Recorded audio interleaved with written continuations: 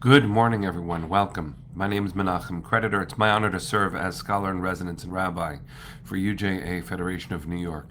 We bring you Torah and music, blessing, and community every weekday. We've been doing so since March 18th, 2020. Today it is Monday, June 29th, 2026. It's broadcast 1579. That is a lot of Torah. 6 years, 3 months, and a whole bunch of days since we began. Ashley and Michelle, Adele and Karen, Jonathan and Lydia, Scott and Adrian, Boker Tov friends. Bensi, good to see you. Hope that you and yours are safe and well. Let's see who's going to be here also on Facebook so we can say a few hellos as soon as we get that started. Ziona and George, Jerry, Barry, Rosa and Judy, Boker Tov, hi Neil, good to see you. Friends, it's been a privilege to be part of an unbroken chain of Torah with all of you for all of these years. Linda and Arlene, Joyce, Boker Tov, hi Deborah. Penny, thank you. It is broadcast 1579. Hi John and Cecile, Debbie and Cynthia. Adrian, Boker Tov, all caps, amen. Big Boker Tov. It's good to see you. Marilyn, hi. A quick administrative thing before we begin the bracha, and then I'll say so at the very end of the broadcast as well. I am blessed to be on my way to Israel Wednesday evening. I'll be there for 2.5 weeks. My plan is to continue broadcasting New York 9 o'clock time unless I indicate otherwise. But because I'll be traveling, I cannot guarantee that I'll have 2 devices with me, which means, unfortunately, that the broadcast will happen only on Facebook and when I can on Instagram. So friends on Instagram, my apologies, but most likely from Thursday morning until I return, the broadcast will happen only on Facebook. So let's take a breath, sing a bracha, and we'll learn some Torah. 1 second. My guitar strap is tied up. Okay. Here we go.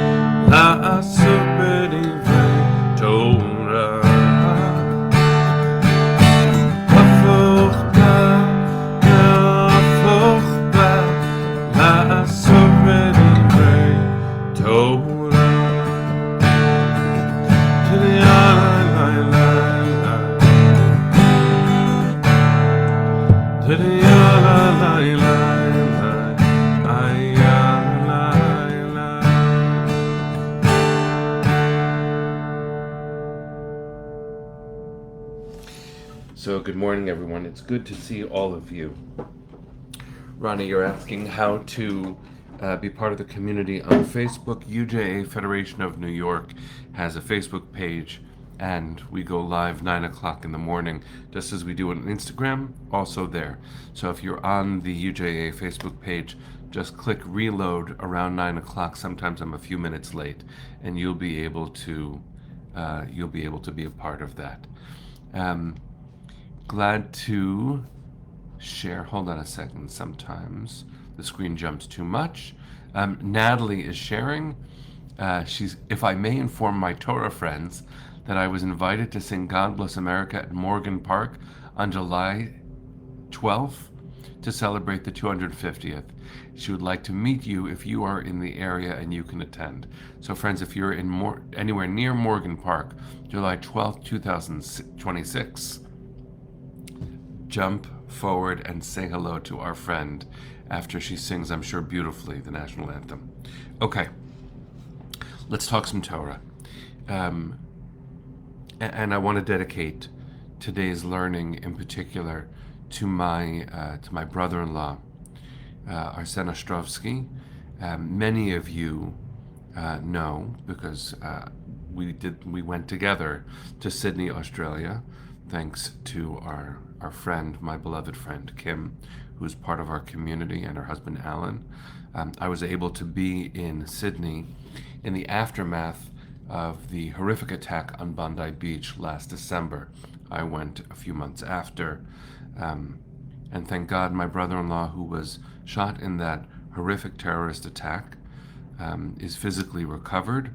My sister and my nieces, who were also there, were not physically hurt, but went through a terrible experience, and many people lost their lives. It was a blessing to see them, and eye-opening to learn of the context of anti-Semitism in Sydney, which reflects a growing wave of acceptability when it comes to anti-Semitism in other parts of the world. I say so making a very important differentiation between terrible rhetoric and violence. But as we know, and as Sydney, Australia demonstrated with that attack on Bondi Beach, they are connected on a continuum, and it is essential for us to understand that the danger of violent rhetoric is that it doesn't stay limited to words. So, friends, I dedicate today's learning to my brother-in-law, Arsen, who testified today, which is yesterday somehow because of the time zones, in Australia as part of the Royal Commission on Inquiry regarding anti-Semitism, and he recounted not only the attack, but then thousands and thousands of threats and messages that turned what happened to him into a conspiracy theory. People claiming that it was staged, using AI deepfake imagery to make it look like there was makeup applied to his face, not the blood that was really there. All of it rejecting the right of a Jew to live in dignity. And he stood eloquently, with bravery, his voice quivering only when he spoke about our family, his children, his wife, my sister. And it is a model of Jewish pride and Jewish courage to stand in the face of anti-Semitism and to call it out publicly, to be incredibly stable as you do so. And I don't compare Sydney to New York City, but it is clear that in our current moment, we have an obligation to learn the lessons not only of our history, but of our current moment, and to call out anti-Semitism in all of its forms, including anti-Zionism, and to do so with pride, with dignity, with eloquence. All of this, in a certain sense, is a preamble to look at this Torah portion, which is a complicated one. It's Parshat Pinchas. If you don't know the story of Pinchas, let me just review it a little bit. It actually happens not in this week's Torah portion, which is named for Pinchas. It happens in last week's Torah portion, Balak. Pinchas is a son of Eleazar, the son of Aaron the priest, which means he's a Kohen, he's a priest. A plague breaks out, and it's not quite a plague, but it is something bad happening in the camp. It's just strange to talk about in modern terms. There are many attacks on the Israelites, which culminate in cultic prostitutes from the tribe of Moab seducing Israelite men. Now, you and I can talk about the gender politics of the Torah. That is a very important conversation. What I'd like to do is just say that's a topic worthy of conversation and move to the aftermath. A plague breaks out at the Israelites because of this. It's God's wrath showing up in response to this strange assault on the Israelite camp. And Pinchas sees two people who are having sex right outside of the tent of meeting, the holiest place in the camp, meaning violating the sanctity of the Holy of Holies with, and remember, it's a cultic prostitute, with idol worship of that form. Pardon me for being graphic in my description, but the Torah really is not a PG document. We learn that every time we open it up with open eyes, especially as adults, and we say, oh wow, that's in there. Pinchas sees all of this happening, and he takes a spear and he kills the two people who are doing this outside of the tent of meeting. And the plague stops. That's how last week tells the story of what Pinchas did. You and I, if we were only talking about what happened, would say, that is awful, strange, so violent. And we would wonder, how is Pinchas seen by tradition in the aftermath of what he did, the violence that he perpetrated, but in the context of what was in that, again, the Torah's context, an assault on the people. So this is the introduction to this week's Torah portion, where we read, I'll just read 3 verses in Hebrew and then translate them. This is chapter 25, verses 11 through 12.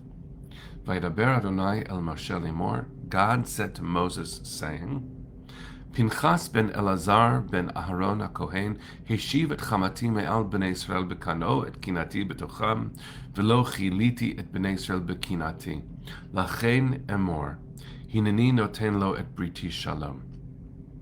Translation.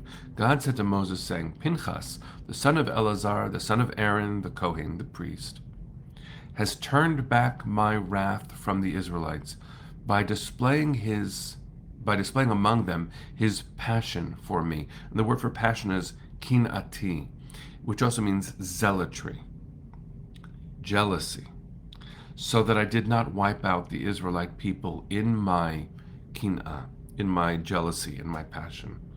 Therefore say, I grant him my pact of friendship. Shalom is the word translated as friendship. And so what we have in the aftermath of the action that Pinchas took last week's Parsha, we have what sounds like praise. And this, it goes on to say, this will be a blessing for him and for his descendants. And Briti Shalom, my covenant of peace, seems like a strange thing to offer as a reward for this action that Pinchas took last week. What does it mean to reward someone for that kind of activity? And remember the context with which I opened. Pinchas takes action when there is a threat against the community. That is something that, out of context, I could say about what Jewish leaders are called to do these days, with a collective political assault on Jewish dignity, sometimes using the fig leaf of anti-Zionism as an excuse. But standing up in public for safety, for dignity, especially in response to attack, that is what we do. But what we don't do, and should never do, is what Pinchas does. It's a violent act where he takes a spear and he kills two people who are violating the norms of the community. Yes, what they did in the biblical context is horrible, but it wasn't a threat on life. Now, again, in the Torah's context, a plague broke out because of what they did, and so you could say he saw their action representing a threat against survival. But the challenge, not only for a modern sensibility, but for an ethical sensibility, is that the Torah responds, or God in the Torah responds, to this violent act with what seems like praise. And that has to be unacceptable in our eyes. It's not who we are. It's not what we do. Yes, there are threats, but we respond within societal norms. We fight with incredible strength, like Pinchas. It is different than the context in Israel, where the attacks, when military and terrorist, require physical responses, where the violence there fits into an unfortunate necessity that includes armies and weapons. This is a political fight. And so I don't really know how to tie this up in a bow, but this parsha is very hard to read these days. And so what I wanted to offer was a tension actually in the verses themselves. In verse 12, which I read a second ago, "Lachen emor hineni noten lo et briti shalom." Say therefore to him, says God through Moses, I grant him my pact of friendship, my pact of peace, my covenant of peace is the best translation. The word shalom, peace, is very strange to look at here in the Torah.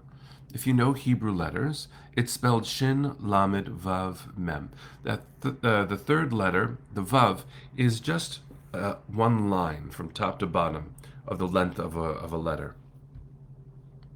If you ever look in the Torah at this word here, not every time the word shalom appears, but this time, the shalom with which this blessing is conferred, what kind of shalom is going to be Pinchas's and his descendants? As Yoram correctly pointed out, the Vav itself is broken in the middle. It's shattered. The word shalom has a Vav, that letter, which is broken right in the middle. Anywhere else in the Torah, if there's a broken letter, it needs to be repaired for the Torah to be kosher. Here, this Vav must be broken for the Torah to be kosher. Perhaps it is what John just wrote, a broken wholeness. What does it mean to be blessed with peace after such a violent act? Perhaps it is this covenant of peace. You might have, for the moment, shocked God out of the punishment. That's the Torah's context. But that's not the kind of peace that is whole. That is a broken peace. And our moment, I think, is going to call for us to be wise and strategic and strong and menschy as we fight for Jewish dignity everywhere around the world. I watched my brother-in-law, Arsen, during the commission giving testimony, recounting what happened to him and the aftermath. And then I watched him in the press conference afterwards, and his posture was one of defiant dignity. That channels the best parts of what we learn from Pinchas without importing the worst parts we see from Pinchas. I bless us to be strong and fierce in defense of Jewish dignity, just as we are strong and fierce defending human dignity. And I counsel us, I think the Torah does, it's the tradition of how it's written, maybe is itself teaching us to remember that through violence, the best we will ever get is a broken kind of peace, and that our people needs more. Our children are watching the model of our leadership, and so we dare not shrink, but we must fight like Pinchas if we want our children to grow up like that. May we be so blessed. Friends, just before we send our hearts to the east and sing, I wanted to remind all of us, as I did earlier in today's broadcast, that I'm blessed to be on my way to Israel with UJA's support to go do some learning. Thank God. And so Wednesday night, until I return, I will likely only be broadcasting on Facebook, and I will try to keep the broadcasts 9 o'clock New York time. So friends on Instagram, join us on Facebook. That's a good way for us to continue finding each other. If you don't have Facebook, I will miss you. Maybe you all can have a charuta, find each other, and have a watch party when we are doing that. But stay tuned. When I can, I will broadcast on both platforms. All right, friends. Sending love. Let's send our hearts to the east. Let's sing. Kol hod balevav penima nefesh Yehudi homia ulefatei mizrach kadima ayin letzion Sophia od lo avda tikvateinu התקווה בת שנות 2000 להיות עם חופשי בארצנו ארץ ציון וירושלים להיות עם חופשי בארצנו ארץ ציון Virushalayim. Am Yisrael Chai. See you tomorrow, my friends.